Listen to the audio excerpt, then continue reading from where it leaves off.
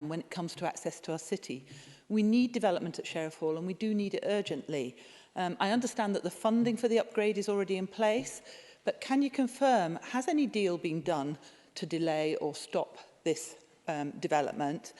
And can you say that there won't be a delay to the scheme once you get the results of this review?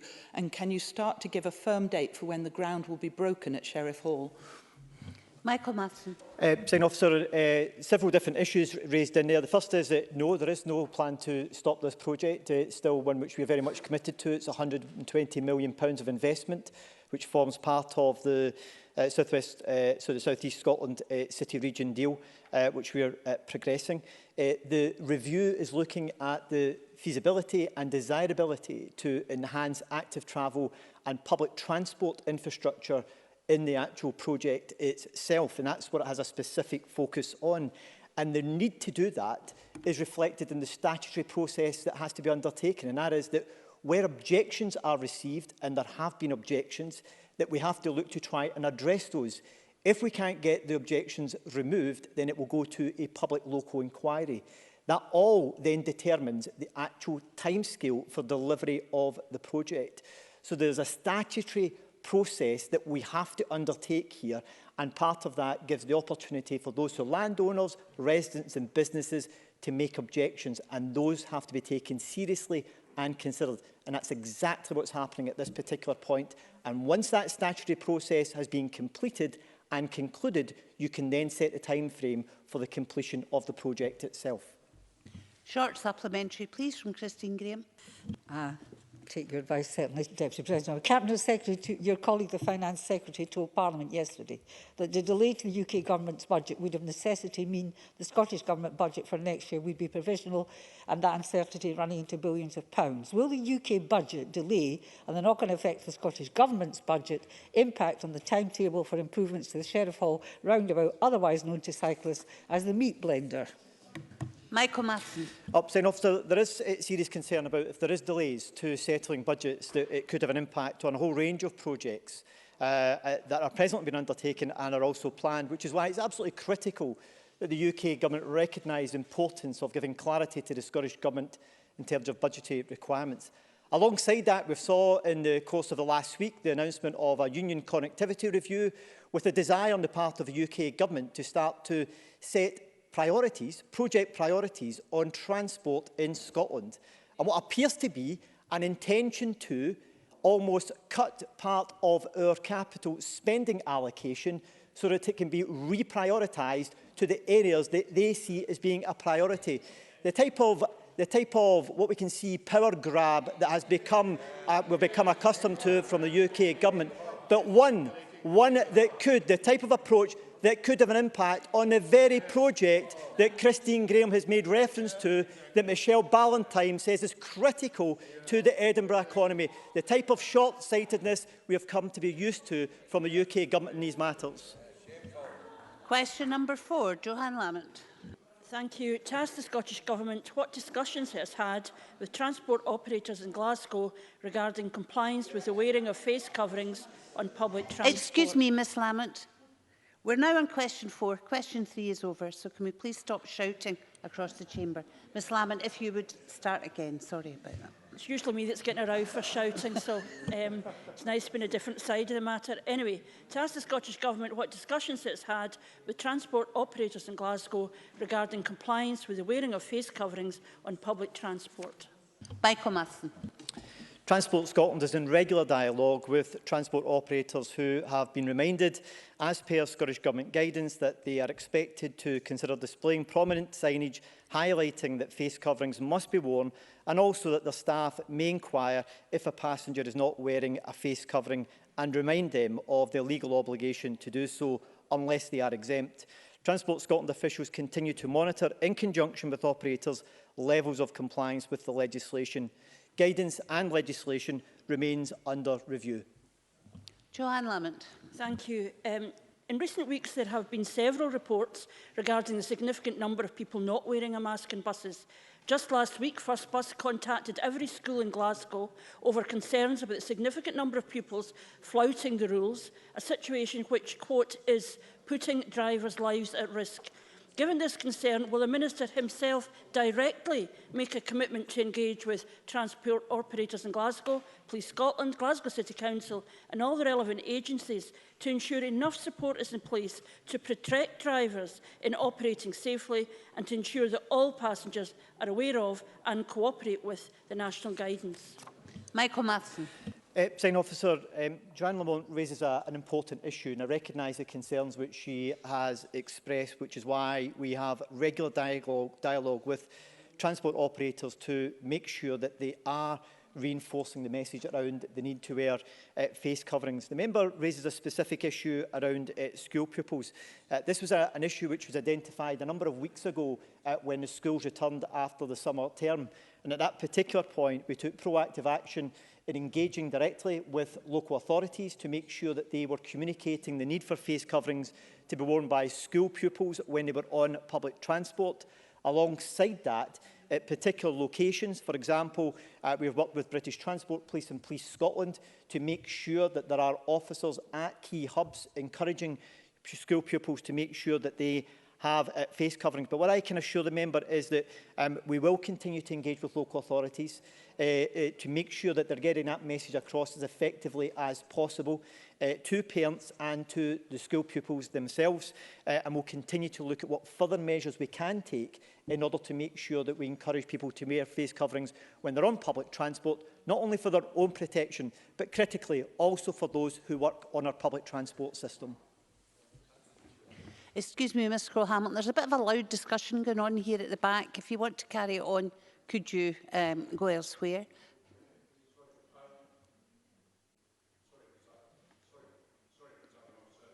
Dubiety over the seating plan that was drawn up by the Bureau. Is this a point of order, Mr Mountain? It is a point of order. Okay, point of order, Mr Mountain. There is some dubiety about the seating plan, and I'm being asked to vacate the seat. My understanding from the Bureau maps that was produced that the seats have been allocated, this one to the Conservative and 2 to the Liberal Democrats. If that is entirely wrong, Presiding Officer, I am happy to move out of the chamber on your instructions. Okay, well, I'm not going to start telling people where to sit, so can I refer you to your business manager, please, and to members of other groups who have problems to their business managers as well. And could I ask those in the chamber who don't have questions to ask if they could keep the noise down a bit. And I call question 5, Alex Cole-Hamilton. Thank you very much, Deputy Presiding Officer. To ask the Scottish Government what assessment it has made of the potential impact on traffic levels on the A90, M90 of planned housing developments. Michael Matheson. Scottish planning policy sets out that planning authorities are expected to appraise the impact of their development plan, SPATO strategies, including planned housing developments on the transport network. This should include the potential impact on the trunk road traffic and identification of mitigation measures where appropriate. Transport Scotland collects and processes land use allocation data, including those for planned housing development, from every planning authority in Scotland every 2 years. This data is used in relevant land use and transport models to appraise transport interventions as required. Alex Cole-Hamilton. I'm very grateful to the Cabinet Secretary for that reply.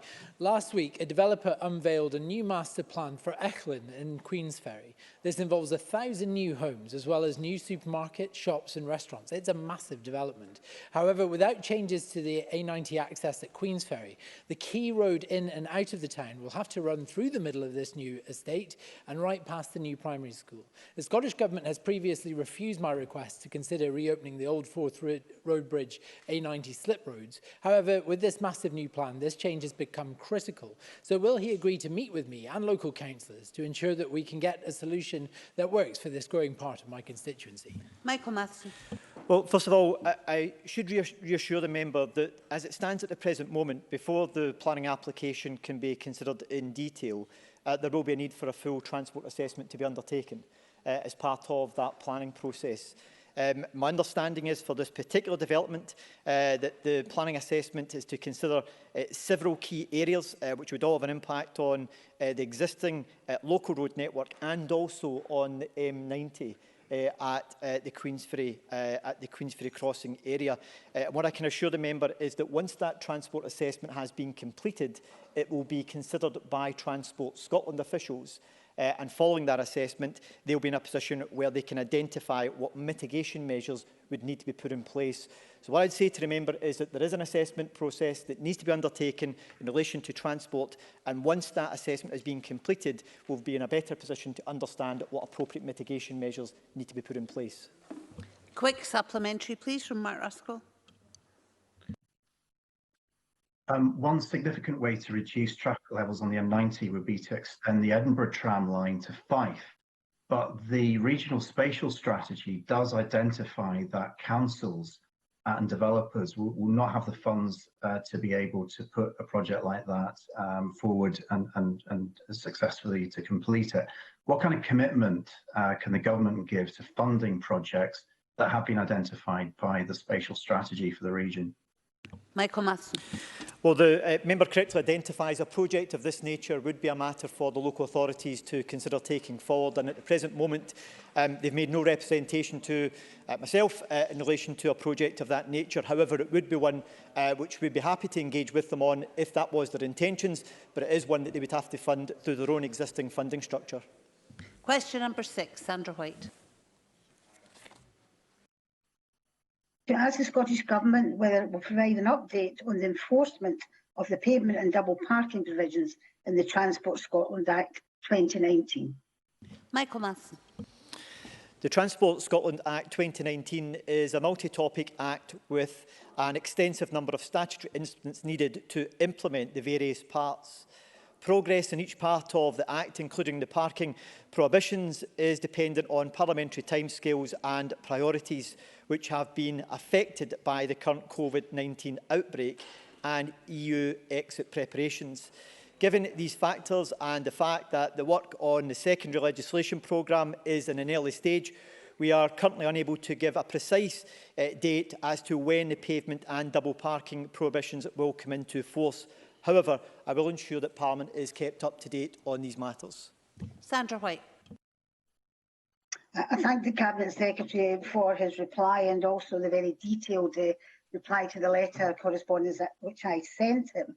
I understand the situation with COVID and legislation going through, but can the Cabinet, and obviously will update the Parliament, can the Cabinet Secretary, I know can't give definitive times, but whether, can he indicate whether this guidance will be finalised before dissolution?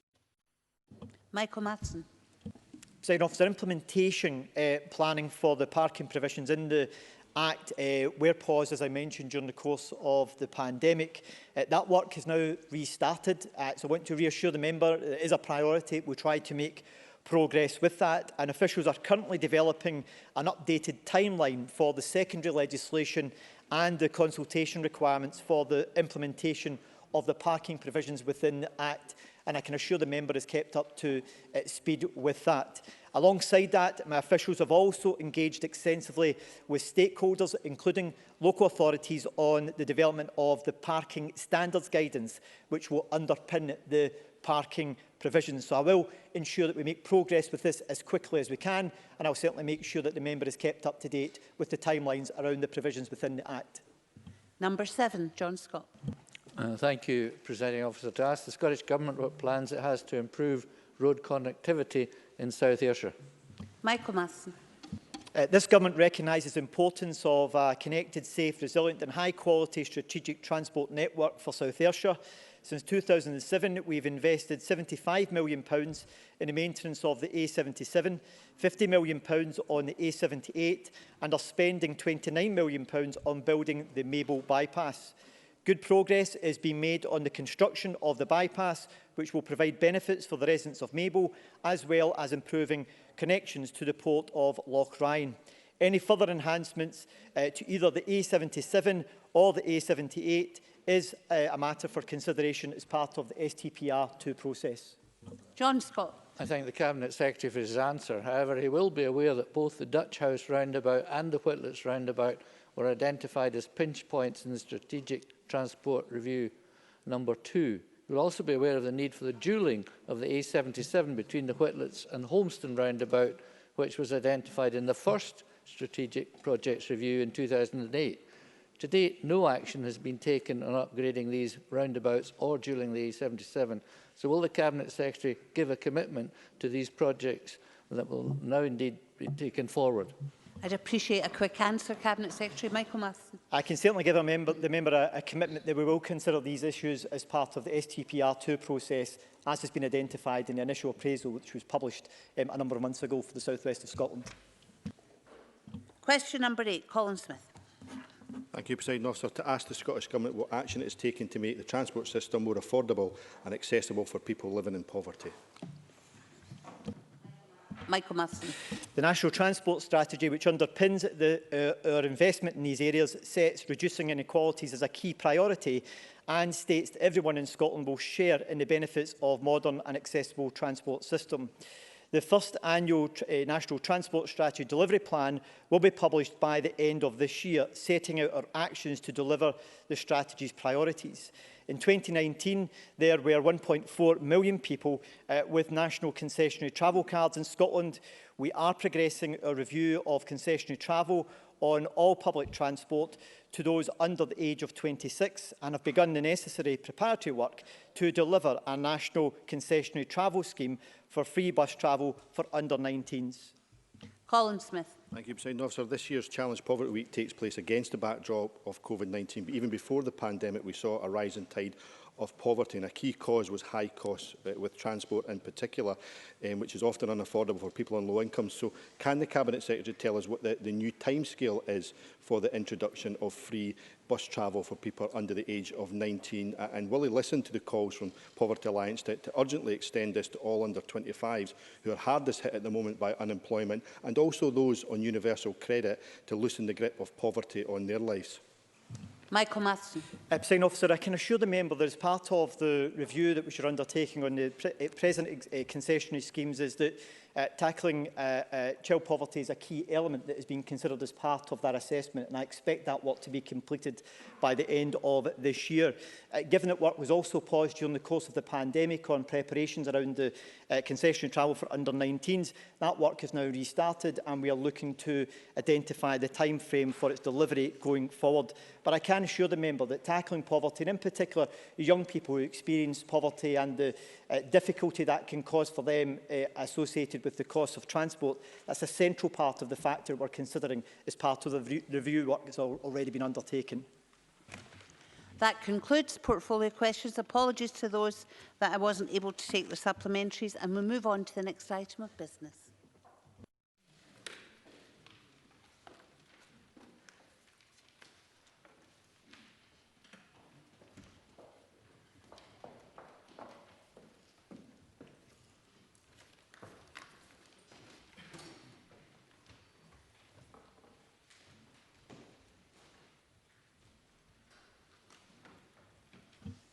Thank you, colleagues.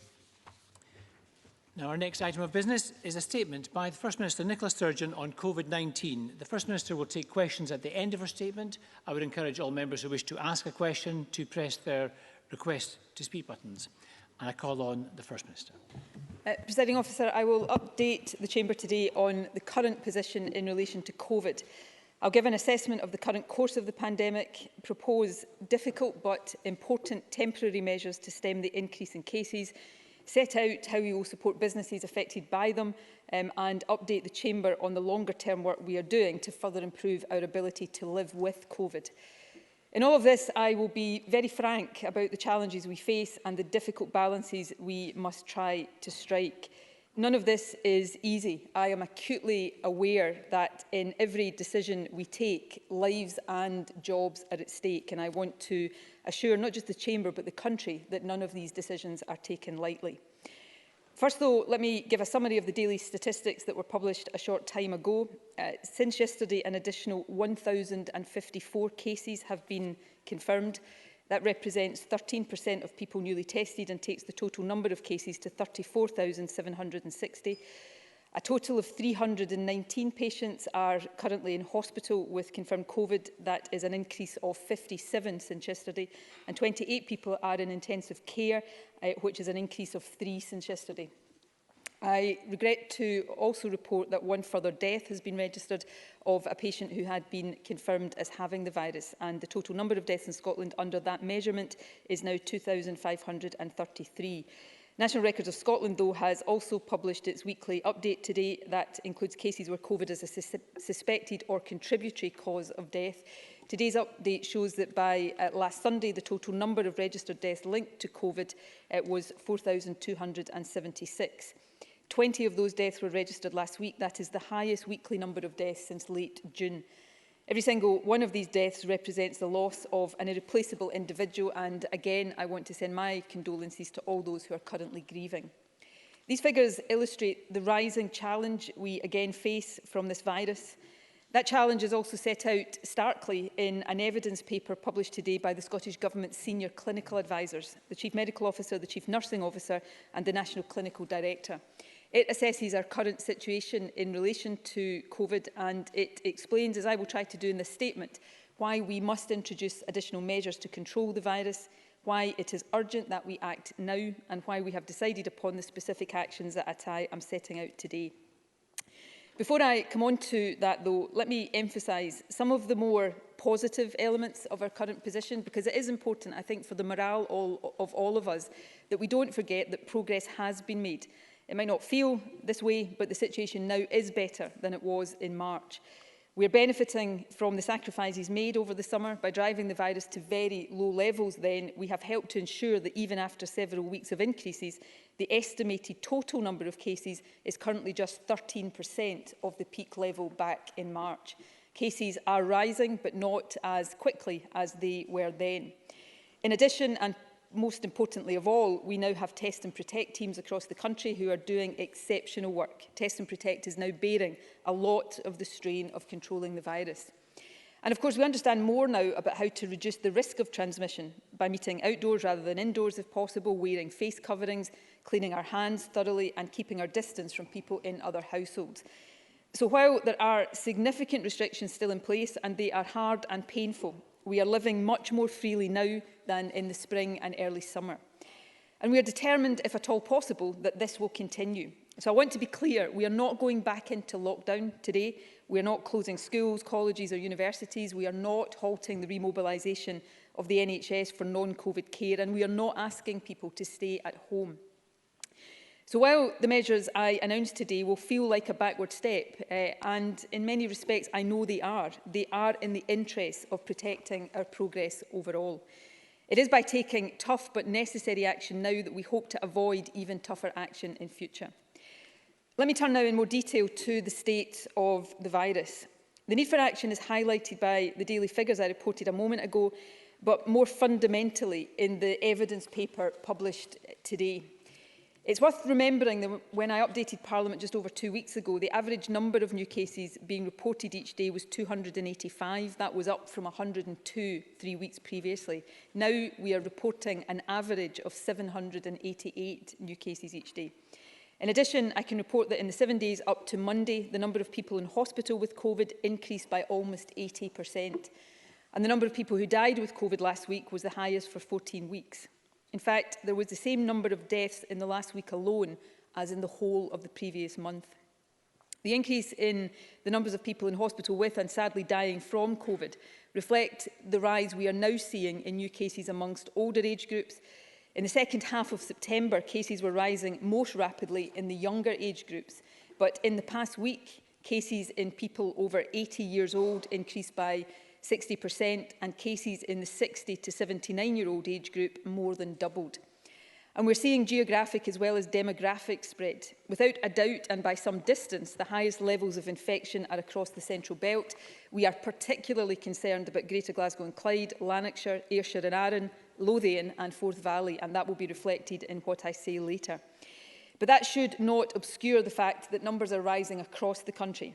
The majority of our health board areas are now recording more than 50 new cases per 100,000 of their population each week, and virtually every health board area has a rising number of cases. The only exceptions are Orkney and Shetland, and even they have had cases in recent weeks. There is also, as we speak, a significant outbreak in the Western Isles. So the need to act, and to act across the country, is clear. What is also clear is the need to take additional action now. I mentioned earlier that prevalence of the virus is currently around 13% of its March peak. However, we estimate that the number of new COVID cases is currently growing by around 7% each day. So without action, and this is perhaps the starkest warning in today's evidence paper, we are likely to return to the peak level of infections we had in the spring by the end of this month. It's also instructive to consider the experience of other countries. Our modelling suggests that we are approximately 4 weeks behind France and 6 weeks behind Spain in the resurgence of the virus. Their resurgence, like ours, was initially concentrated amongst younger people, but it spread to other age groups, and they are now seeing significantly more hospital admissions, more people in intensive care and more deaths. It is to interrupt that trajectory that we must act now. Of course, we have already taken perhaps the most important and certainly the most painful step we can to reduce transmission. For the last 12 days, apart from certain limited exceptions, we have not been able to meet up in each other's homes. That should already be making a difference to infection rates, even if, because there's always a time lag between introducing new measures and the impact they have, we're not yet seeing it reflected in our figures. And let me take the opportunity to emphasise again today how vitally important it is that we all stick to that rule. It's incredibly hard for all of us not to visit friends and family or have them visit us, but it is the single most effective measure we can take to stop COVID's passing from one household to another. So please stick with it. That measure is vital, but the clinical advice I have received now is that it is not sufficient. We need to do more, and we need to do it now. And to those who will wonder and ask, understandably, if the measures I set out today go too far, let me be very clear about this. If this was a purely one-dimensional decision, if the immediate harm from COVID was all we had to consider, it is very likely that we would go further. But 7 months into this pandemic, I am acutely aware that this is not and cannot be a one-dimensional decision. We have a duty to balance all of the different harms caused by the pandemic. We must consider the direct harm to health from the virus, which must be reduced, but do that alongside the harm being done to jobs and the economy, which in turn, of course, has an impact on people's health and well-being. And we have to consider the wider harms to health and well-being that the virus and the restrictions deployed to control it are having on all of us.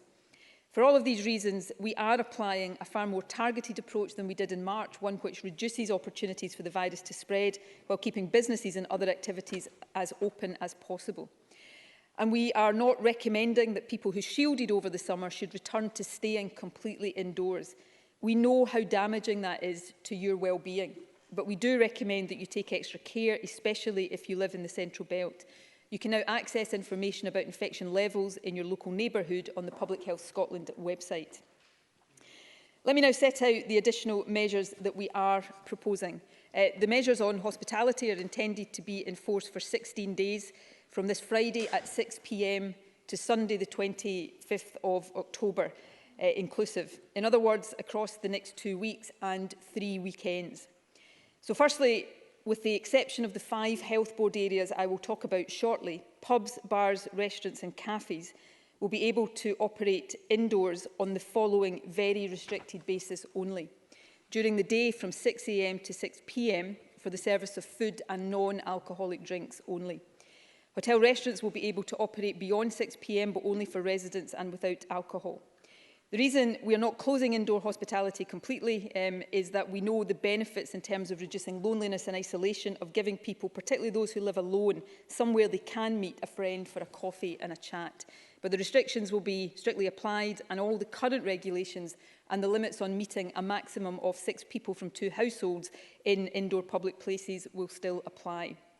Again, with the exception of the Central Belt areas I will mention shortly, bars, pubs, restaurants and cafes can continue to serve alcohol outdoors up to the existing curfew time of 10 p.m. and subject to the 6-2 rule on group size. There will be an exemption to these rules in all parts of Scotland, Presiding Officer. It's important to stress this, for celebrations associated with specific life events such as weddings that are already booked and funerals. The current rules for those will continue to apply. These are the new measures that will take effect nationwide. However, because of the significantly higher levels of infection in the Central Belt, we are introducing stricter restrictions in the following 5 health board areas: Greater Glasgow and Clyde, Lanarkshire, Ayrshire and Arran, Lothian and Forth Valley. In these areas, all licensed premises, with the exception of hotels for residents, will be required to close indoors and outdoors, though takeaways will be permitted. Hotels, as I've said, will remain open for residents. Cafes which don't have an alcohol licence will be able to stay open until 6 p.m. to support social isolation. In addition, snooker and pool halls, indoor bowling alleys, casinos and bingo halls will close in these areas for 2 weeks from the 10th of October. Contact sports for people aged 18 and over will be suspended for the next 2 weeks, with an exception for professional sport, and indoor group exercise activities will not be allowed, although the current rules will remain in place for under 18s. Gyms can remain open for individual exercise, and outdoor live events will not be permitted in these 5 regions for the next 2 weeks. And finally, we're asking people living in these 5 health board areas to avoid public transport unless it is absolutely necessary. For example, for going to school or work, if home working is not an option. We are not imposing mandatory travel restrictions at this stage, and specifically, we are not insisting that people cancel any half-term breaks that they have planned. But in general, we are advising people living in Greater Glasgow and Clyde, Lanarkshire, Ayrshire and Arran, Lothian and Forth Valley not to travel outside the health board area they live in if they don't need to. And likewise, people in other parts of Scotland should not travel to these areas if they don't need to. More detail of all that I have just set out will be available on the Scottish Government website. I now want to set out some of the reasoning behind these decisions, and particularly the focus on hospitality.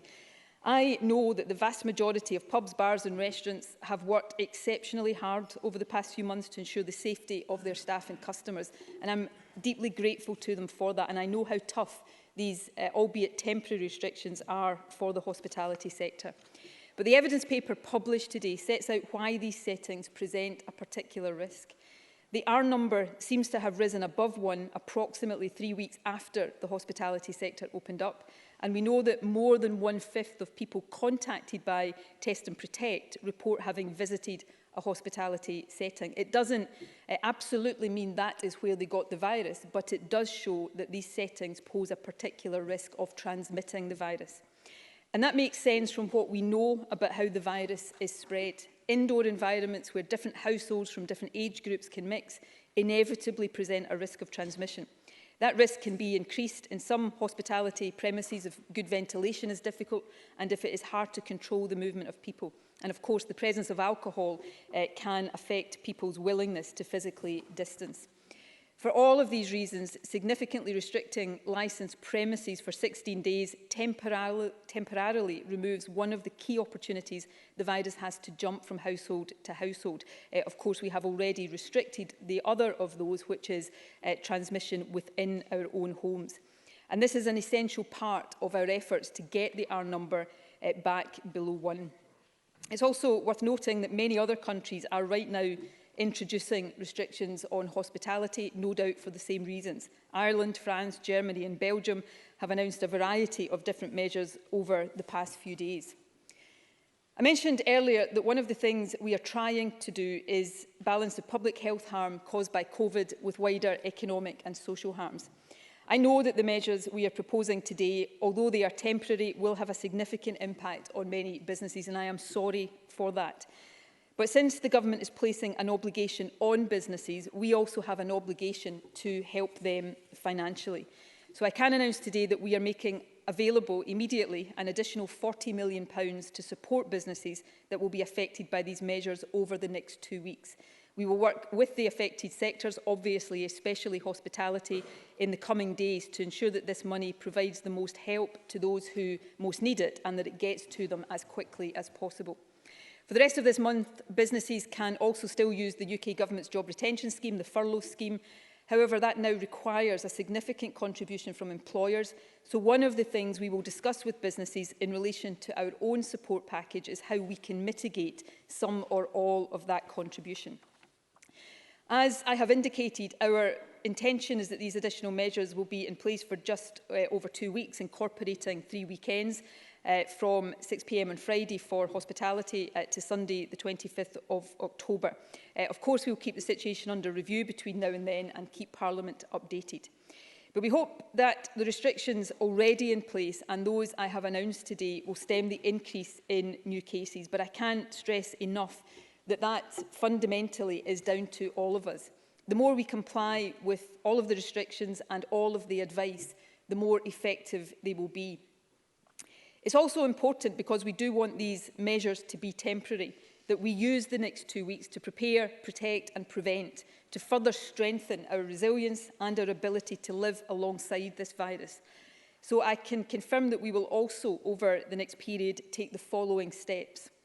Firstly, we will introduce regulations to extend further the mandatory use of face coverings in indoor communal settings.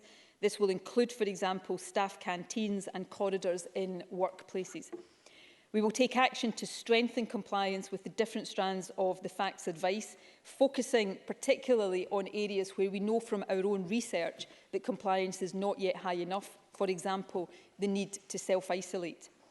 I can also confirm that from this weekend and across Scotland, we are asking shops to return to 2-metre physical distancing and asking them to reintroduce the mitigations they put in place earlier in the pandemic, for example, one-way systems in supermarkets. We will also work across all other sectors to review and, where necessary, tighten the guidance and regulation on their operating practices.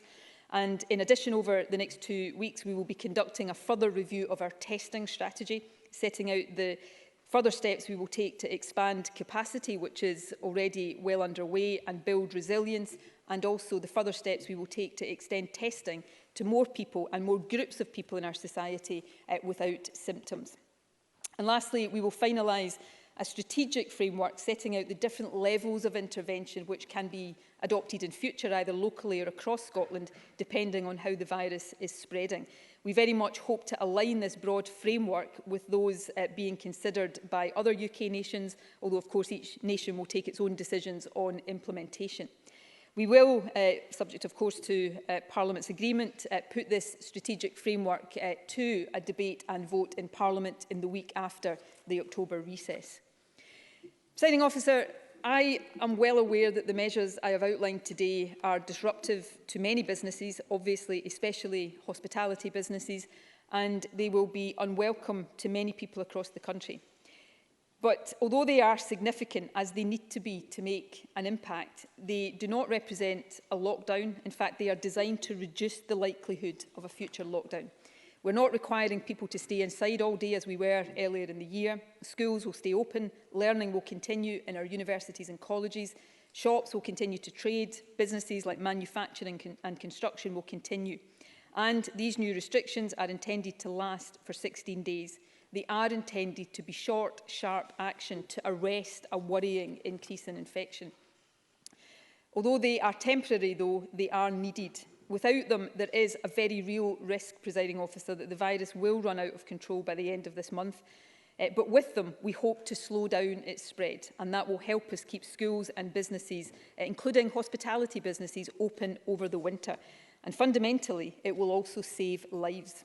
So I'm asking everybody across the country to please follow these new rules and continue to take the other basic steps, difficult but basic steps, that we know will protect you and each other.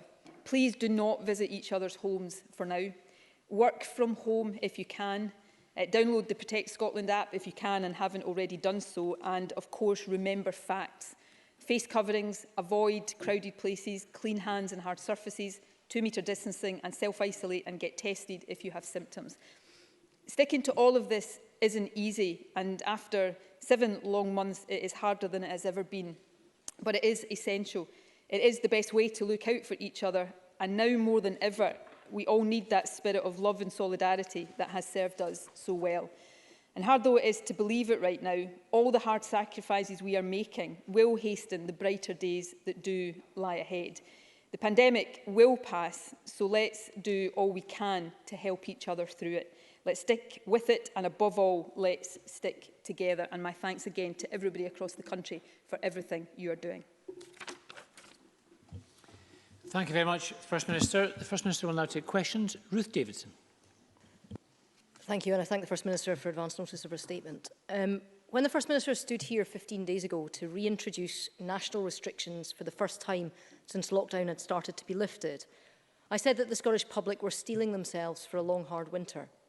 In the last fortnight, they've not been allowed to visit friends or family in their own home. The number of households they can meet in public spaces, both indoor and out, has been curtailed. Businesses that were looking to reopen have remained closed, and those who had been allowed to trade again have seen their hours cut. That's been a bitter pill to swallow for many, but they've done it. And they've done it because they were told that if they did, it would stop the rise of infections that we'd started to see. And people are now being asked to give up even more. They can see that cases are rising, and they are willing to act, to stick by the rules and to do their bit. But we need to acknowledge that the First Minister's announcement today is putting further massive restrictions on people's lives and livelihoods. In the weeks ahead, the whole country will be in the firing line, but perhaps no more so than Scotland's hospitality sector. Like other small businesses, they are looking to the First Minister for a clear statement of what support they can expect. Yesterday, the Scottish Federation of Small Business said that the bare minimum that those in business expect is for the Scottish Government to set out their new package of help at the same time as they detail any new restrictions. Well, we've had the headline figure today, but we don't have what small businesses really need, the details, and they can't afford to wait. Many are running on empty, all reserves are gone. So what they want to know today is, how much can their business apply for, how do they apply, and how long will it take for any money to reach them? First Minister.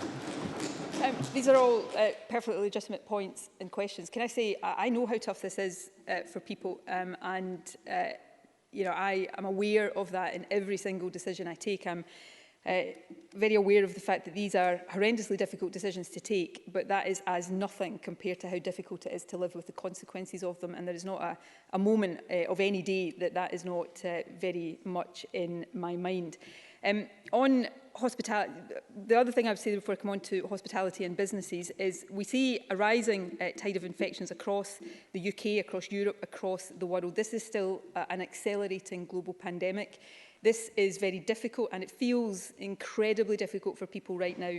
And it is important not to underplay that, but it is equally important not to underplay the progress that we have made that allows us to have much more freedom now than we did in lockdown earlier in the year. And it's important that we stick with these restrictions in order to preserve that. It's also important for me to pay tribute to and thank, on behalf, I'm sure, of people across the country, the Test and Protect teams who are doing so much work across every part of Scotland to try to bear as much as possible of the strain of controlling the virus, and that is a significant step forward from the position earlier in the year. I'd make 2 points about hospitality, and they refer to small businesses in particular, but it's particularly hospitality businesses that are affected by what I have announced today. Firstly, I am conscious, and this is not intended as a criticism of decisions that any other governments are taking, but because we have done it to some extent as well with the 10 p.m. curfew. There has been a tendency in recent weeks to keep hospitality businesses open, but restrict more and more what they can do. So effectively get them into a position where they may feel as if they are all but closed and not give financial support to help them. We've decided today to take, I think, a more honest position and to put further restrictions on hospitality, but to offer significant additional financial help. And I think that is a more honest and more straightforward way of treating the sector at this time. The question about the package is also an important one. I've made clear today there is significant additional funding that will be made available. I looked yesterday at different options for how this money could be allocated. And what I decided to do is take a day or so after this announcement to allow consultation with the sector, so that we can hear from them how they think this money should be best allocated, the priorities for it and what package would best meet their needs. That's not a process I want to take a long time, but I think it is important, given the impact on the sector, to allow them to have that input. And we then want, as we did earlier on with Aberdeen, for that money to flow quickly to affected businesses. But it is important to recognise that where there have been restrictions on hospitality over recent weeks, in all parts of the UK, it hasn't come with additional financial support. We're changing that today and making sure that the burden that these businesses will bear in the next 2 weeks is reflected in the support that we're providing. Thank you. Richard Leonard. Thank you. And can I thank the First Minister for advance sight of her statement? The Scottish hospitality sector is not Sodom and Gomorrah and should not be treated as such. why doesn't the First Minister consider closing down those businesses which are not complying with guidance, instead of shutting down every single business, serving 70% of the population, including those which are fully complying? Where is the evidence that COVID is spreading in all hospitality settings to warrant a blanket ban on all of these establishments? Can the First Minister explain the terms of the review after the initial 16 days? And can the First Minister outline how the £40 million mitigation the Government is proposing for those hospitality businesses forced to shut down will be distributed? If she's going to have a consultation, will she speak to the trade unions, and will she take into account that every single worker, as well as every single business, should be covered for all of their losses, including those young workers, many of whom are on minimum hours or 0 hours contracts? First Minister. I'll touch on the financial part of Richard Leonard's questions. I think my answer to Ruth Davison answers the question. This is taking a day or two to talk to the sector to make sure that as we allocate that money, we're doing it in the way they think is going to best help the businesses affected, and I think that is an important thing to do. Let me stress that we are digging deep to provide this support because we think it is the right and necessary thing to do given the restrictions that are inevitably being announced today. But we are also seeking to work with the UK Government for additional support to be made available across the 4 nations, and the other devolved administrations are pressing this point again for any steps that we have to take in future because our budget is finite and it is not possible for us to continue to take these compensatory steps beyond where we are right now. Of course, we'll talk to the trade unions. We will talk to the trade unions in everything we do, but of course we want to make sure this money gets to businesses as quickly and as effectively as possible. On the point of evidence, I don't know if Richard Leonard has had an opportunity, possibly not, because I think it was just published shortly before the statement today.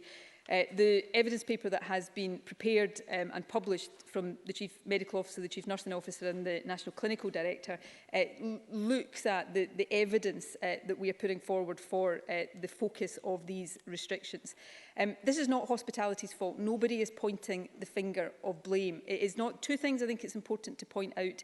One is we cannot, in any case of the virus, it takes genomic sequencing to do this, but Test and Protect, when they interview people to see where they've been when they test positive, that does not necessarily mean that if they say they've been in a pub or a restaurant, they got it there. But it does show that it is an exposure and also somewhere that they could have got it or that they could have transmitted it when they were positive. And because of some of the characteristics of hospitality, sometimes poor ventilation, places where people, particularly with alcohol, are mixing more and not maintaining physical distancing, even where premises are making a significant effort to comply with all of the regulations, as the vast majority are, these are higher risk settings in terms of the virus transmitting. If we want to make a big impact on arresting this rise in cases, there are 2 things that my advisors say we have to do. Limit interaction between households in domestic settings, that's what we've done, and limit interaction between different households and between people generally in other settings where they are more likely to come together, and that obviously includes hospitality. None of this is easy, none of this is straightforward. There are no straightforward, easy solutions to any of this, but we must arrest this increase in order to have and retain as much normality for individuals and businesses as we go forward deeper into the winter. And lastly, on the review, it is our firm intention these measures will be lifted at the end of 2 weeks. That is not, I'm not saying I'll first come back to Parliament and say that. They will be lifted at the end of the 2-week period, but obviously it stands to reason that we will monitor the virus between now and then, and if there are any changes to any of that, we will report to Parliament. But our intention is these are time-limited measures. Thank you. Patrick Harvey. Thank you, Presiding Officer. Absolutely everybody will recognise that these new restrictions are regrettable, but in the face of the rising number of infections, I believe they are necessary.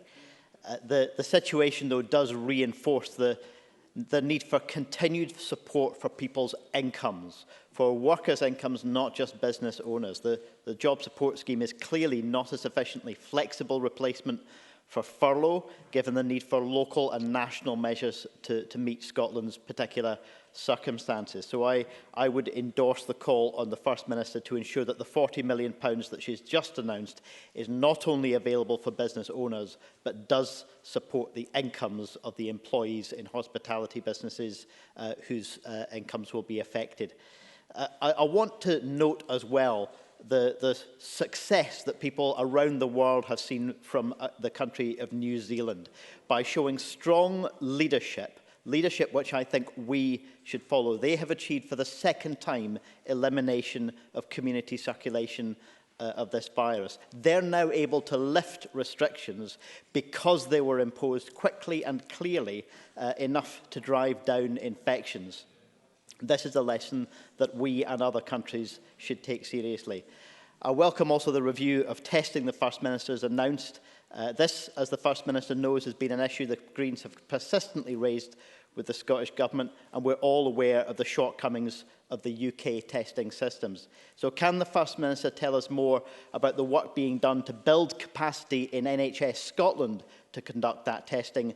And does she agree that the review that she's just announced must look at a wider role for regular routine testing for groups within the population? First Minister. Can I thank Patrick Harvey?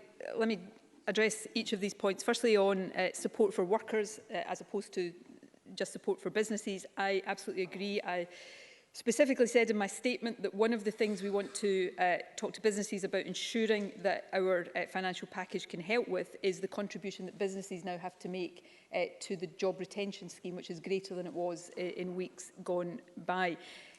Businesses can, for the rest of this month, still make use of that scheme and re-furlough workers, but they have to be a bigger contribution. So we hope that this will help make a contribution to that, and that will, by extension, help workers of these businesses. It is absolutely imperative, though, that we see further action from the UK Government on support for wages for businesses who will continue to be affected by the effects of COVID, but also further financial support for not just Scotland, but for Wales, Northern Ireland and England and parts of England when restrictions have to be imposed. And I would say this week there have been some positive discussions on a Four Nations basis about that, and I would hope we will see progress in the not too distant future. On the point about New Zealand, I, on one level, very much agree. I think there's a lot to admire about New Zealand generally and about their current leadership. I probably shouldn't go too much further on that since they're currently having an election at the moment. But New Zealand has not been without its trade-offs. Every country is making trade-offs, and right now, yes, New Zealand has a different approach domestically, but its borders are completely closed. You cannot come in and out of New Zealand without, at the very least, very, very strict quarantine. We are not geographically New Zealand, obviously, and there are different issues at play in terms of Scotland's integration, not just with other parts of the UK, but with Europe more generally. So no two countries are identical. We look to learn from all countries where we can, but we have to adapt to our own circumstances, and that's what we are seeking to do. And lastly, on testing, we are on NHS capacity. We are in the process of creating a number of regional hubs that will significantly increase NHS capacity. We are also already transferring care home testing over to the NHS in order to give us more capacity through the UK system. But the increased NHS capacity will give us more scope to expand where clinically advised, and I will keep stressing that point, regular routine testing of asymptomatic groups in the population. We are already looking at further groups within the NHS, but within the wider population we will look at that as well. But it's important that that is clinically advised, because my clinical advisors would say that does not always make sense to do in every part of the population. But once we've carried out the review I referred to, we will update Parliament further on the next steps that we're going to take. And Willie Rennie. I have personally complimented the First Minister on her communications and continue to support the cautious approach. But like so many people across the country, I am now frustrated and disappointed. Why have we had rumours and hints of greater restrictions for weeks, but no upfront evidence or debate? Then this new set of complex measures to be rushed through in a matter of days with little evidence of the likely impact. What has happened to the route map? And what now for the elimination strategy? People made sacrifices for longer here, but the government did not use that extra time well to get ready for this. For instance, why has it taken until now to agree to asymptomatic testing?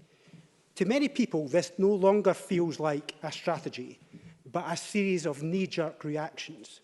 I want to work with the First Minister to get this right, but we do need a new route map endorsed by this Parliament that everyone can understand. So will she agree to that? First Minister. Not only will I agree to it, I announced it in my statement that we will bring a new strategic framework to the Parliament the week after the October recess for debate and vote. All 4 UK nations are working on similar approaches right now, and what we hope to do is align in terms of that strategic framework, although it will then be down to each of us to decide which levels of it are implemented in each nation or in different parts of each nation. So that will come to Parliament in the week after the October recess. I understand that people are frustrated and depressed. I share the frustration and the depression about all of this situation, although I understand it is much harder for many people across the country than it is for me. But we are, as I keep saying, and is a statement of the obvious in a global pandemic. On the specific points Willie Rennie raised, which are of course legitimate, I constantly have a debate in my own mind about the balance to strike between being open and discursive with people before we reach decisions, to give an insight into the challenges we're grappling with, the factors we're taking into account. That's what we've done over the past couple of weeks. That can then lead to speculation running away from us, and again, that is understandable. The alternative to that is just to keep it all to ourselves and then come today and announce things without any open discussion of the challenges. So we will continue to try to get that balance right. Increasingly, measures are complex, but again, there are difficult balances there. You can be simple and hard, or you can be a bit more targeted, but recognise that the price of that is a bit more complex. We had to do, in our judgment, what we've done for the Central Belt today. The simple thing to do would have been to apply that across the country, but that would have been much too hard for the non-Central Belt parts of the country. So that's where some of the complexity comes from. I've tried to sort of articulate the elimination strategy to Willie Rennie before. I'll have a brief go again. It is always our strategy to eliminate in terms of getting the virus to the lowest possible level. The challenges of doing that ebb and flow depending on the range of restrictions you have in place and are prepared to live with. And of course, we now have the winter effect. But it is still our objective. In fact, we are now signed up across the 4 nations of the UK to a strategy that is about suppressing the virus to the lowest possible level. That's why we're putting additional restrictions in place. If we were happy to let the virus just spread with its own free will, we wouldn't be doing that. It's because we want to suppress, and of course because we suppressed so far over the summer, although we are in a difficult situation right now, we're not in an out of control situation, which we would be already had we not suppressed so far in the summer. And lastly, on asymptomatic, we do test asymptomatic groups. We test workers in care homes every week, whether they're symptomatic or not. We test groups of NHS staff already, whether they're asymptomatic or not. We do surveillance testing as well. What we are going to do now, which we had always intended to do because we regularly review our testing strategy, is driven by clinical advice, look at where we can go next to extend testing into asymptomatic groups of the population. And as I said to Patrick Harvey, we will update on that once we've had the opportunity to do the review. Thank you. I've got up to 17 members who would like to ask a question, so I hope we can make progress through them.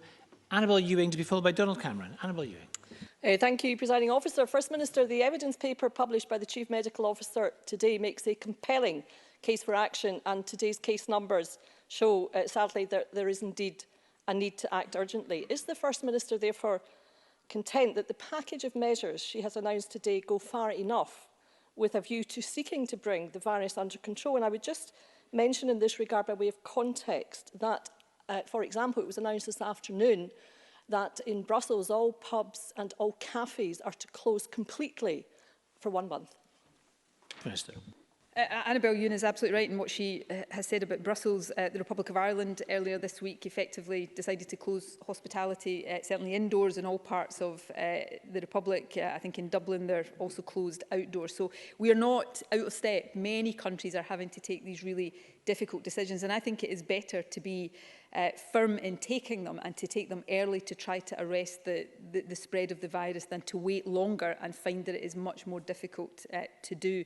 In terms of Annabel Ewan's question about am I confident that this will get the virus under control, what we are seeking to do with the very restrictive measures that are in place, both in terms of household interaction and now hospitality, is reduce the risks of transmission in the highest risk settings.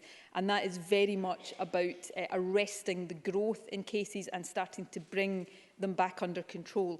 But I would say this, for that to succeed and for us to bring the virus back under control and keep it there, that will take the ongoing efforts of all of us, not just these particular restrictions, but all of us making sure that we continue to work from home if possible, that we make sure we comply with all of the aspects of test and protect, self-isolation in particular, and we follow all of the other strands of the Facts campaign. And it will be seeking to strengthen compliance. That is one of our other objectives over this next 2-week period.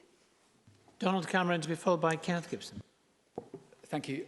The First Minister referred to household transmission as the principal way that this virus is spread, stating that restrictions to reduce this should be making a difference, though that is not yet reflected in the figures. Household restrictions, however, were introduced in Glasgow and 2 other local authorities 6 weeks ago.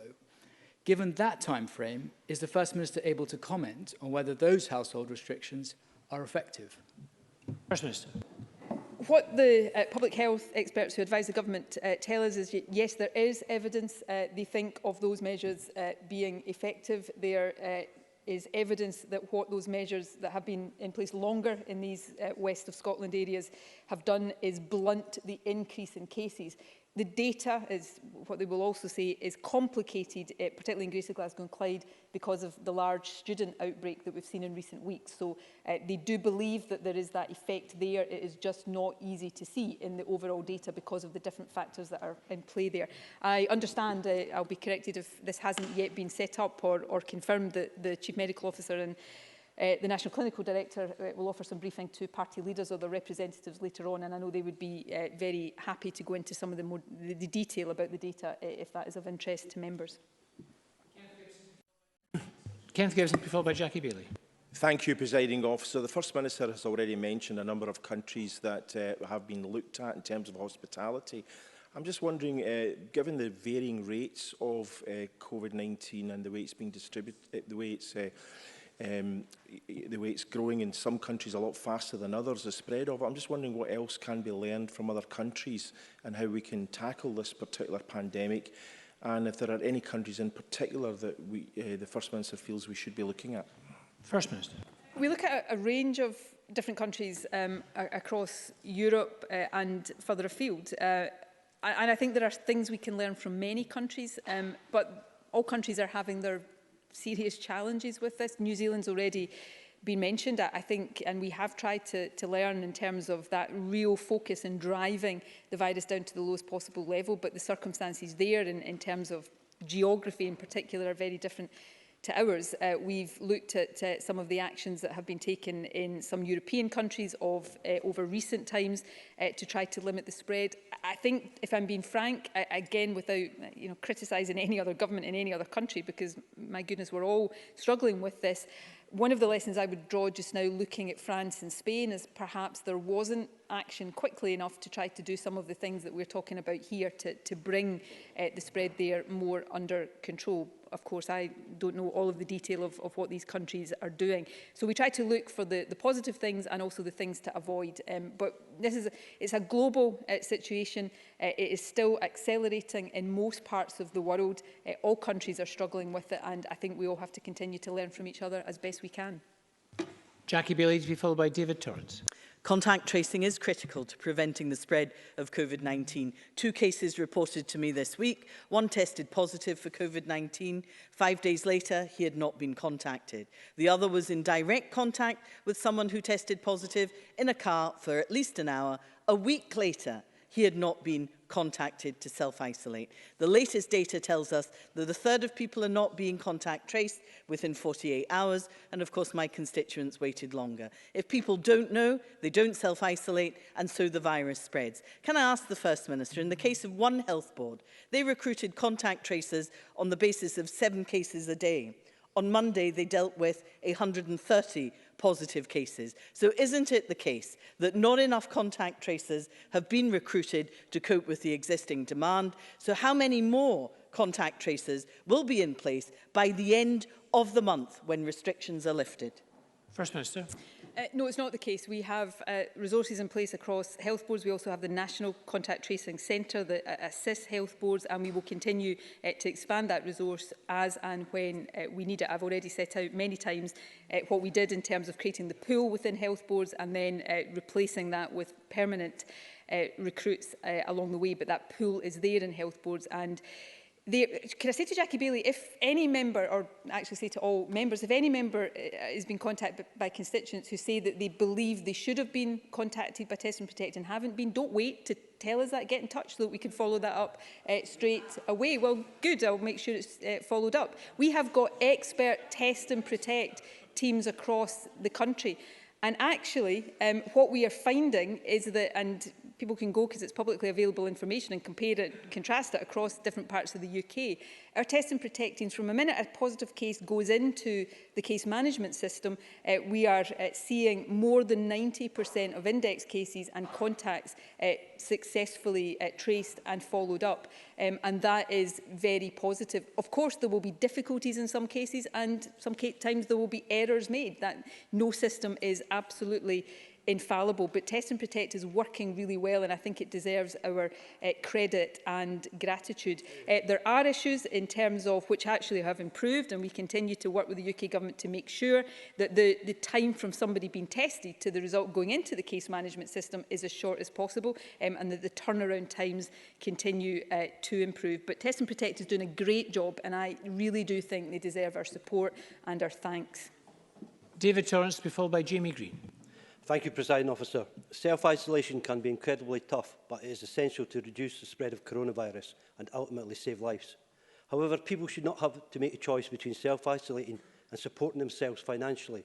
So can I ask the First Minister what support the Scottish Government is providing at this challenging time to ensure people don't fall into financial hardship? And will the Scottish Government continue to press the UK Government for clarity around the consequential funding for a support scheme that was recently announced? First Minister. The support scheme is the key way in which we will help those on low incomes to self-isolate if they're asked to do so. That's a payment of £500 that will be administered through the Scottish Welfare Fund and targeted particularly at people on universal credit, although there will be some flexibility to reach others who are in need.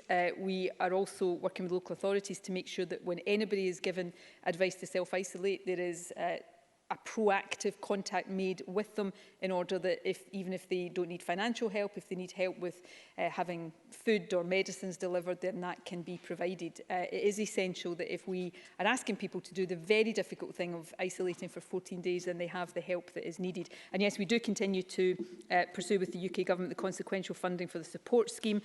We are in discussions as I said earlier on, about additional support that we think will be necessary, but also the reconciliation of the consequential funding that has been made available so far for the pandemic, which has is being fully utilised in Scotland, and therefore any new scheme such as the support scheme requires additional support through the consequential stream. Jamie Green, to be followed by Stuart McMillan. Thank you. The First Minister confirmed that these additional restrictions will be in place until the 25th of October. But what happens after that date will be of equal importance and interest. Will the whole of Scotland return to the current levels of restrictions, or will higher level restrictions be maintained in some or all of the country? More importantly, whatever is decided, when and how will businesses and the general public know what those restrictions are? Because, Presiding Officer, if nothing else, if we're going to close businesses, we owe them the decency of adequate notice of when they can reopen. First Minister. Jamie Green's actually done me a service there, because I think I didn't mention and should have mentioned that on the 25th of October, when these additional restrictions cease, we will go back, as things stand just now, to the current level of restrictions. So the household restrictions will remain in place. It's the hospitality restrictions that will end on the 25th of October. I am not going to stand here and say with certainty and give a 100% guarantee that nothing in a global pandemic will change over these 14 days, but that is our firm intention. Now, in terms of how we update, particularly over the recess, I do, despite the best efforts of some, I do a daily update to people and I do that so that we can give information direct when we are changing restrictions in order that people know the rules that we are asking them to follow, and I have no plans to stop that over the October recess. Stuart McMillan to be followed by Ian Gray. Thank you, Presiding Officer. Can the First Minister comment on any plans to support hospitals like the Inverclyde Royal Hospital in my constituency to deal with the normal increase in patient admissions over the winter months, whilst also having to support any patients admitted with the COVID-related symptoms? First Minister. All hospitals are being supported to ensure that they have capacity to deal with any COVID-related admissions, and you know, the figure I gave today for hospital admissions for COVID should make all of us sit up and take notice. More than 300 people again in hospital for COVID. But we are also supporting hospitals to make sure that they can remobilise and care for people with non-COVID needs. The Health Secretary is working very closely on remobilisation and also on winter planning. And I think if she's going to nod to me, she's going to make a statement to Parliament in the week after the recess with an update on all of that work. Ian Gray to be followed by John McAlpine. Thank you very much. Earlier this week I spoke with senior management of Green King, who own Belhaven Brewery and pubs and are based in East Lothian. They reported only a handful of test and protect contacts raised with their many premises. The First Minister's evidence for today's measure says 1 in 5 contacts had been to a hospitality setting. Can she say how many that actually was? I can't do that off the top of my head. I will be able to give you that figure, but some of this material is in the evidence paper we've published today, and you will be able to see the relative. It's really important to stress here, though, and this is part of the difficulty, and I'm trying to be genuinely helpful here. This is part of the difficulty. When Test and Protect interview somebody, they will, as we can imagine from our own lives, they will say, you know, yesterday I was here, the day before I was there, this morning I've been here. So there will be a multiple of different possible exposures.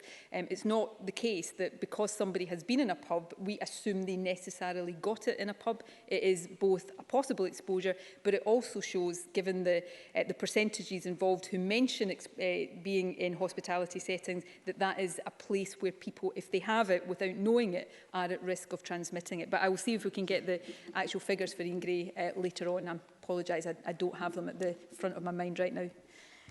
John McAlpine, who's joining us remotely, to be followed by Maurice Golden. John McAlpine.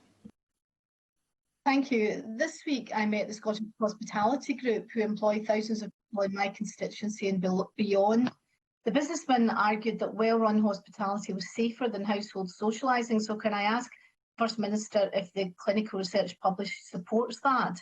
And they also said that the restrictions would mean permanent closure and redundancy, so I welcome the £40 million package of support. Given the disproportionate effect of the restrictions on hospitality compared to other businesses, such as supermarkets who profit from the closure of hospitality venues, can I ask how will the Scottish Government engage with the sector, including the Scottish Hospitality Group, and on how the money allocated to support them will be distributed? Thank you. Well, that engagement will take place very quickly with the key stakeholders in hospitality. We're not talking here about a complicated, lengthy consultation, just making sure that how this money is allocated is being done in a way that the sector thinks is appropriate and will deliver the best help. The question about is hospitality safer than households? Regulated environments we have always accepted are I'm not sure we can describe anything as 100% safe in the context we are in with this virus, but regulated environments present fewer risks than unregulated environments, which is why we have, first of all, restricted interactions within people's own homes. But we also know that other settings where people come together, mix between households, people of different age groups, where ventilation is perhaps not particularly good, and also, and I don't mean this in any sense in a pejorative or judgmental way, but where alcohol is involved and people are disinhibited, it can be more difficult to physically distance. So all of that means that not through their fault, but just because of the nature of the environment, hospitality is a place where if people have the virus, they are more likely to transmit it than they would walking around a supermarket. That said, I think there is a need for supermarkets, and I indicated this in my statement, to go back to some of the more stringent mitigations they had in place earlier on in the pandemic, which is why we're asking them to return to 2-metre physical distancing. Maurice Golden, to be followed by Richard Lyle. Thank you, Presiding Officer. I would like to ask the First Minister how the additional £40 million in business support was calculated. Will it be enough to safeguard every job and business impacted by these restrictions? And on what date will the first of these businesses receive funding? First Minister. I'm not going to give the date yet because we haven't had the discussion with the sector that I have already talked about, but we want this money to go to businesses as quickly as is feasible for it to do. It's in nobody's interest for that to be any other way.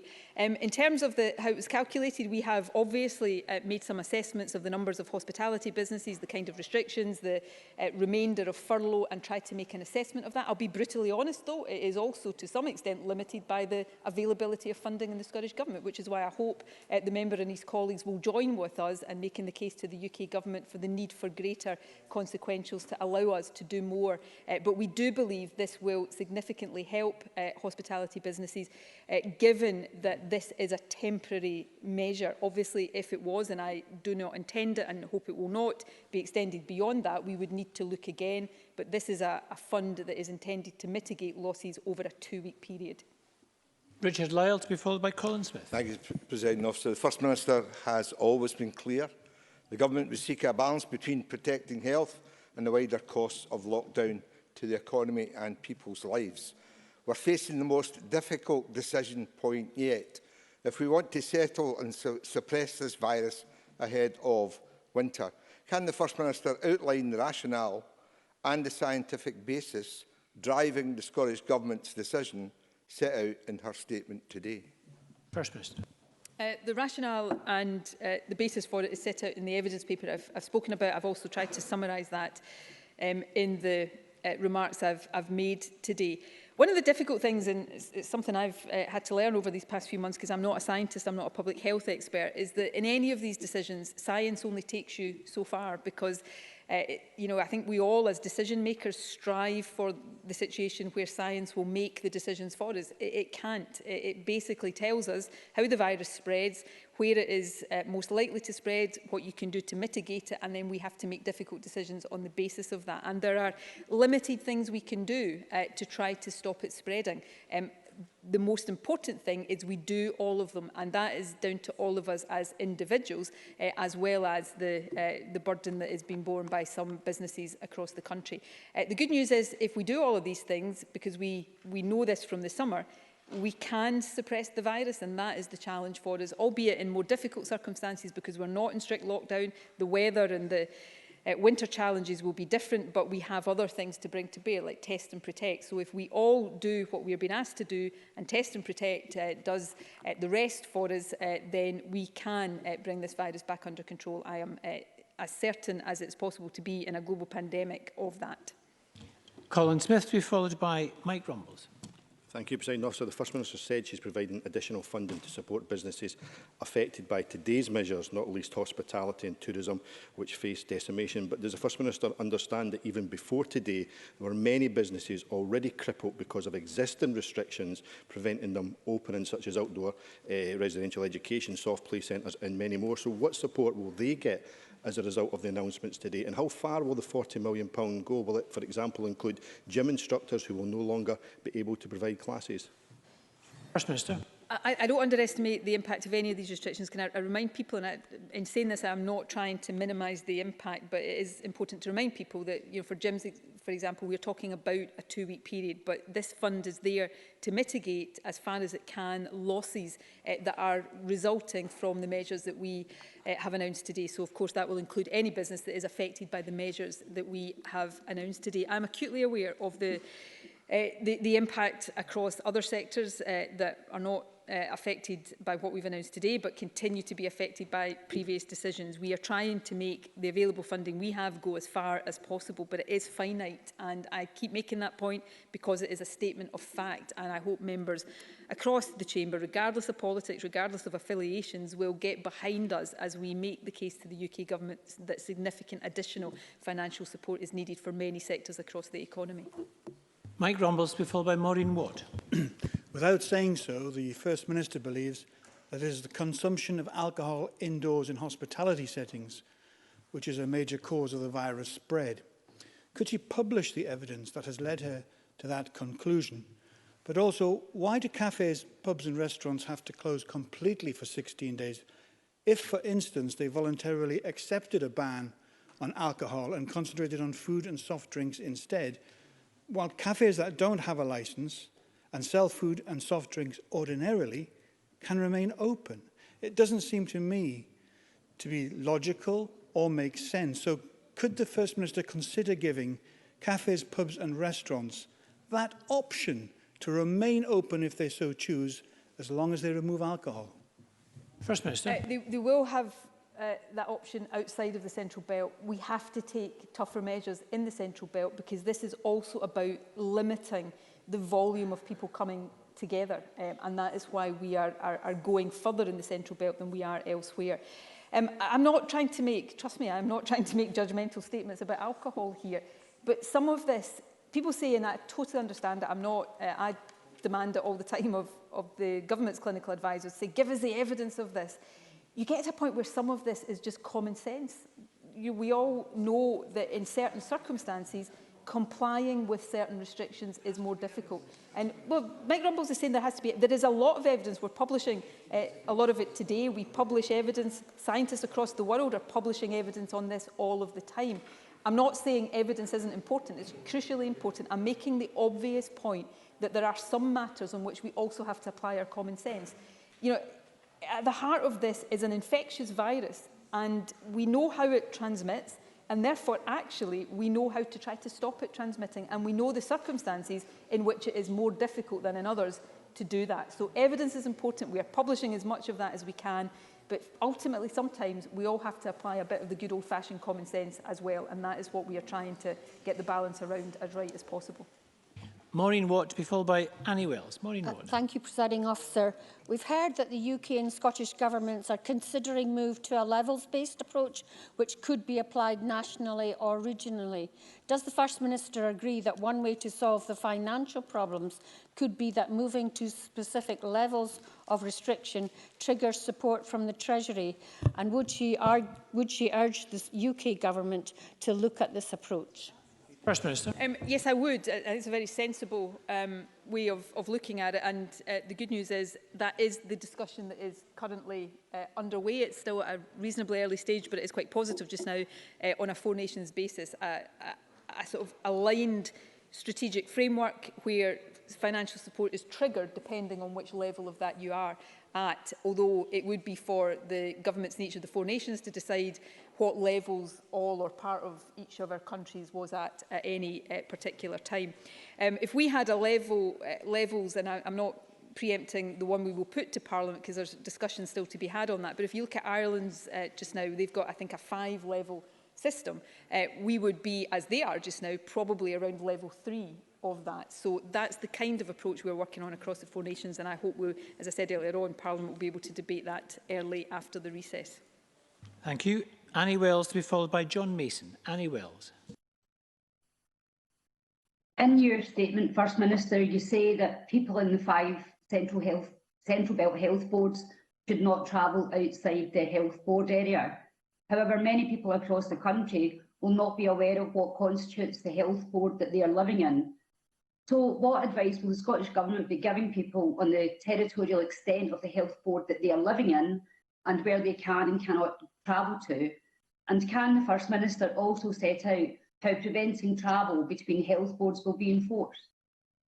Minister. So, very specifically, I did not say they cannot travel. We are not putting in place, and we've thought carefully about this at this stage, mandatory travel restrictions, because I think I had a discussion with the party leaders the other night, and I think there was a view expressed there that if possible we shouldn't have mandatory travel restrictions, and we've tried to accommodate that. So we're not saying to people in these health board areas, you cannot travel. I'm not saying to people in these health board areas, if you've got an October holiday break planned, you cannot go. What we are saying to people in these health board areas is think carefully about whether your travel is essential, and if you don't need to travel outside your local health board area, don't do it. And for people in other parts of the country, if you don't need to, don't travel into these areas.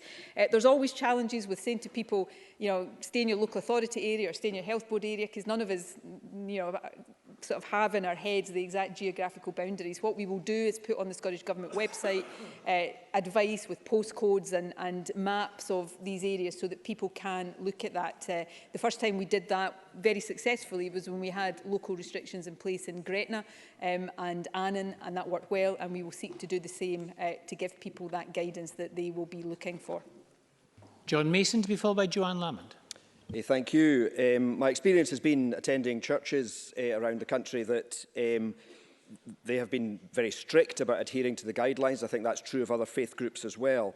And I'm grateful that there's to be no further restrictions on faith groups at the moment. Can the First Minister offer any encouragement to the faith groups about their continuing adhering to the guidelines and moving forward?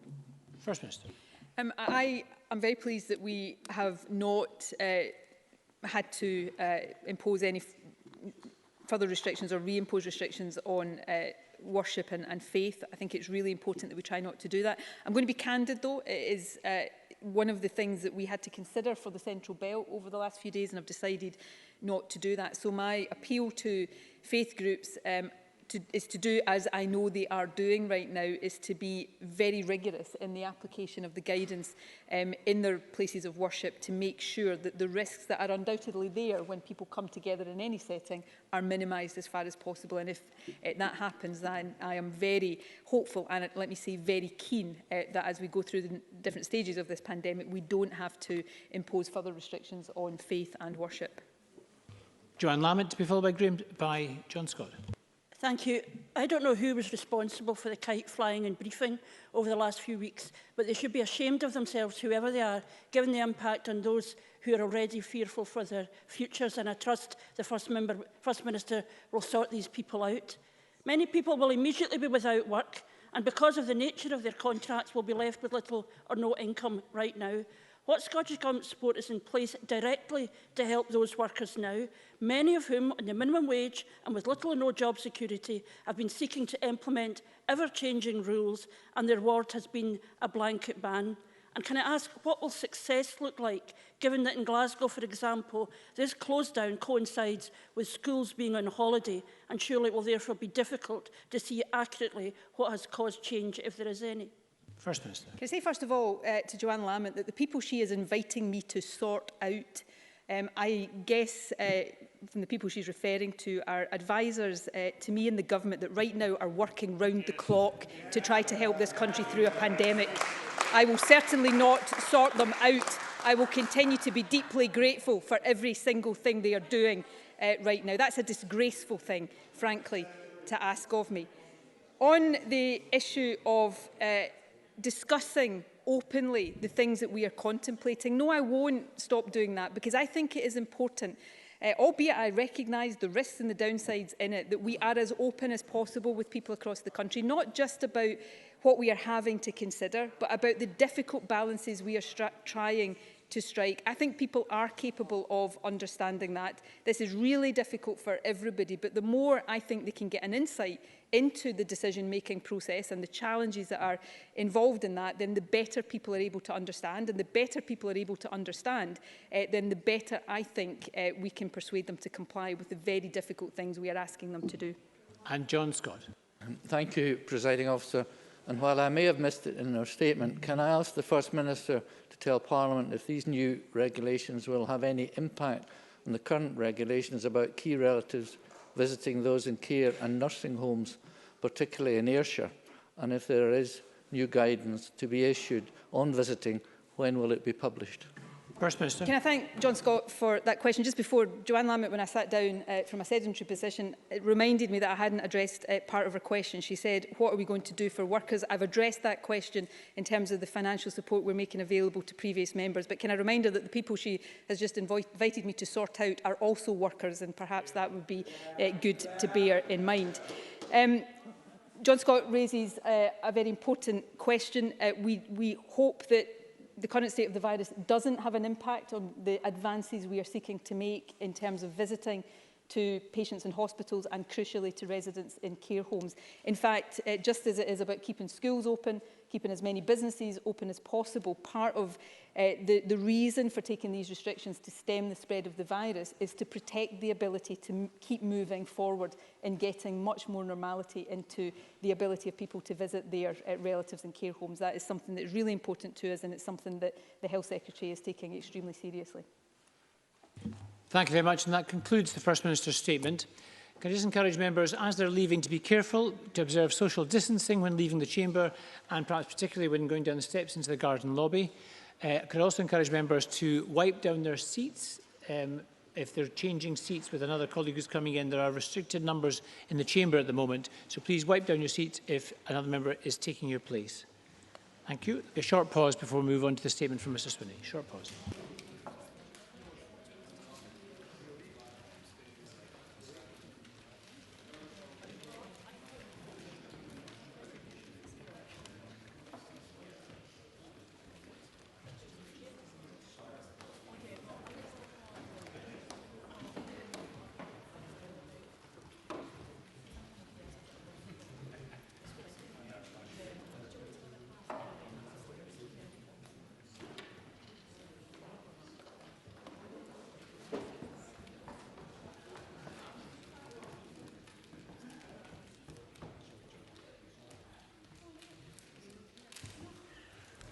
Thank you. The next item of business is a statement by John Swinney on assessment of SQA national qualifications in 2020-2021.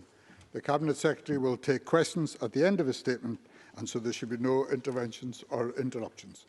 I call on John Swinney. Presiding Officer, as we've just heard from the First Minister, further restrictions are now necessary in order to bring R back below 1, stop the virus running out of control and to save lives. This is not, however, a return to the spring. We are not closing schools. Instead, keeping them open is the priority. We all know just how disruptive COVID-19 is to the awarding of national qualifications. We found ourselves in a position where schools had closed with very little time to prepare.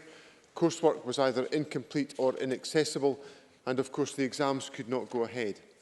There was no ready-made solution. We saw that from the fact that the rest of the United Kingdom faced similar difficulties, but instead